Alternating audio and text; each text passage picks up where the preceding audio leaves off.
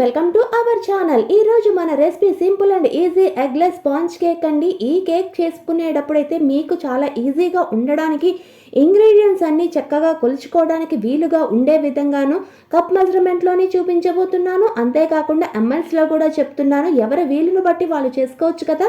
ఇంకెందుకండి ఆలస్యం, వీడియోలోకి వెళ్ళిపోదామా మరి. ఒక ప్లేట్లోకి ఒక జల్లెడ తీసుకొని దానిలోకి 200 గ్రామ్స్ మైదాని తీసుకోవాలండి. కప్ మెజర్మెంట్లో అయితే 1 and 1/3 కప్. తర్వాత దీనిలోకి 2 tablespoon cornflour powder, 1.5 teaspoon baking powder, half teaspoon baking soda వేసుకొని చక్కగా జల్లించుకోవాలి. ఇలా జల్లించుకోవడం వల్ల మన కేక్ చేసేటప్పుడు కేక్ అన్నది బాగా పొంగుతుందండి, అందుకనే జల్లించుకుంటాము. ఇలా జల్లించుకున్న దాన్ని పక్కన పెట్టుకుందాము.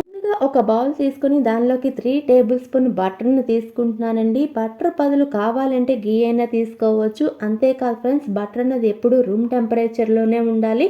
అంతేకాదండి, మన కేక్లో యూజ్ చేసే అన్ని ఇంగ్రీడియంట్స్ రూమ్ టెంపరేచర్లో మాత్రమే ఉండాలి. కూలింగ్గా ఉంటే కేక్ అన్నది పర్ఫెక్ట్గా రాదు. తర్వాత దీనిలోకి ఆయిల్ని 1/4 కప్ని యాడ్ చేస్తున్నానండి. ఎంఎల్స్లో అయితే 60 ml. తర్వాత దీనిలోకి షుగర్ 120 గ్రామ్స్ని తీసుకొని ఫైన్ పౌడర్గా చేసుకుని యాడ్ చేసుకుంటున్నాను. కప్ మెజర్మెంట్లో చెప్పాలంటే 1/3 కప్ ప్లస్ 3 టేబుల్ స్పూన్ షుగర్ని కూడా తీసుకోవాలండి. ఇలా యాడ్ చేసుకున్న తర్వాత వీటిని బ్లెండర్తోని హై స్పీడ్లో మాత్రం క్రీమీగా అయ్యేంత వరకు బీట్ చేయండి. చూడండి, ఇక్కడ పేల్ ఎల్లో కలర్లో వచ్చింది కదా. ఇలా వచ్చిన తర్వాత దీనిలోకి 1 టీ స్పూన్ వెనీలా ఎసెన్స్ వేసుకొని ఒక్కసారి బాగా బీట్ చేసుకోవాలండి. ఇలా బీట్ చేసుకున్న తర్వాత దీనిలోకి కండెన్సర్ మిల్క్ 125 ml తీసుకున్నానండి. కప్ మెజర్మెంట్లో అయితే 3/4 కప్. ఇలా వేసుకుని చక్కగా 1-2 నిమిషాలు బీట్ చేసుకోవాలి. ఇలా బీట్ చేసుకున్న తర్వాత దీనిలోకి పచ్చిపాలు 250 ml తీసుకొని కొంచెం కొంచెం పోసుకుంటున్నానండి. ఇలా 3 సార్లు పోసుకొని చక్కగా హై స్పీడ్లోనే 1-2-3 నిమిషాలు బీట్ చేసుకున్నాను. ఇలా బీట్ చేసుకున్న తర్వాత దీనిలోకి మనం ముందుగా maida, cornflour, baking powder, baking soda జల్లించుకున్న మిశ్రమం ఉంది కదండి, అది కూడా దీనిలోకే వేసుకొని చక్కగా 2 నిమిషాలు హై స్పీడ్లోనే చక్కగా బీట్ చేసుకోవాలండి. ఇలా బీట్ చేసుకున్న తర్వాత దీనిలోకి హాఫ్ టీ స్పూన్ వెనిగర్ను కూడా వేసుకొని హై స్పీడ్లోనే 1-2 నిమిషాలు బీట్ చేసుకోవాలి. ఇలా బీట్ చేసుకున్న తర్వాత ఇక్కడ నేను కేక్ మిశ్రమాన్ని చూపిస్తున్నాను, చూడండి ఎలా వచ్చిందో. అంతేకాదు ఫ్రెండ్స్, మన బ్లెండర్ నుంచి మనం రెడీ చేసుకున్న కేక్ మిశ్రమం అనేది కొంచెం కూడా కిందకి జారట్లేదు కదా. ఇలా కిందకి పడట్లేదు అంటే మన కేక్ కన్సిస్టెన్సీ అన్నది పర్ఫెక్ట్గా వచ్చినట్టు. ఇలా వచ్చిన దాన్ని పక్కన పెట్టుకుందాము. తర్వాత నేనైతే 8 ఇంచెస్ కేక్ మౌల్డ్ని తీసుకుని దీనికైతే బటర్ పేపర్ అన్నది వేసుకుంటారండి. దగ్గర బటర్ పేపర్ లేదండి, అందుకే ఈ కేక్ మౌల్డ్కి ముందుగా కొంచెం బటర్ అన్నది పూర్తిగా అప్లై చేసి తర్వాత మైదా అన్నది స్ప్రింకిల్ చేశాను. ఇలా చేసుకున్న తర్వాత మనకు ముందుగా రెడీ చేసుకున్న కేక్ మిశ్రమం ఉంది కదా, దాన్ని పూర్తిగా దీనిలోకి ట్రాన్స్ఫర్ చేసుకోవాలి. ఇలా చేసుకున్న తర్వాత పైకి కిందకి 1-2-3 సార్లు ట్యాప్ చేసుకోవాలండి. ఇలా చేసుకోవడం వల్ల దీంట్లో ఉండే ఎయిర్ బబుల్స్ అన్నీ పోతాయి.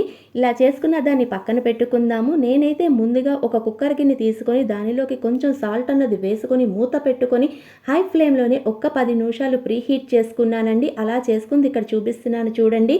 ఇలా ప్రీహీట్ అయిన తర్వాత ఫ్లేమ్ అన్నది లో ఫ్లేమ్లోనే పెట్టుకొని మూత తీసి దీనిలోకి ఒక స్టాండ్ పెట్టుకొని దీనిలోకి మనం ముందుగా రెడీ చేసుకున్న కేక్ మౌల్డ్ ఉంది కదా, దాన్ని పెట్టి మూత పెట్టుకోవాలండి. ఇలా మూత పెట్టుకున్న తర్వాత ఇది మంచి స్మెల్ వచ్చే అంతవరకు కేక్ అన్నది బాయిల్ చేసుకోవాలి. నాకైతే ఇలా కేక్ కుక్ చేయడానికి అయితే 45 మినిట్స్ పట్టింది. అంతేకాదు ఫ్రెండ్స్, ఇలా కేక్ కుక్ అవుతున్నప్పుడు మధ్య మధ్యలో మాత్రం మూత తీయద్దు. ఇన్ కేస్ మీరు మూతగానే అలా తీస్తే చుట్టూరుగా కేక్ అన్నది కుక్ అవుతుంది, మధ్యలో మాత్రం పచ్చిగా ఉండిపోతుంది.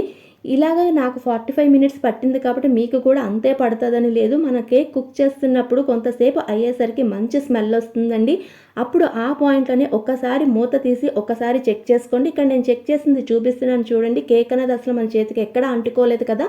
ఇప్పుడు ఈ పాయింట్లోనే మన పొయ్యిని ఆఫ్ చేసి అలా ఉంచేసుకుందాము. కేక్ అనేది పూర్తిగా చల్లారిన తర్వాత మాత్రమే డీమోల్డ్ చేసుకోవాలి. అలా చేసుకున్న తర్వాత నేను ఇక్కడ చూపిస్తున్నాను చూడండి, మన కేక్ అనేది ఎంత బాగా వచ్చిందో కదా. కుక్కర్ గిన్నె మీద కుక్కర్ మూత పెట్టారు అనుకోండి, ప్రాసెస్ అంతా ఒకటేనండి. ఆ కుక్కర్ మూతకు మాత్రము గ్యాస్ కట్టు విజిల్ లేకుండా మూత పెట్టుకొని కేక్ కుక్ అయ్యేంత వరకు కుక్ చేసుకోవాలండి.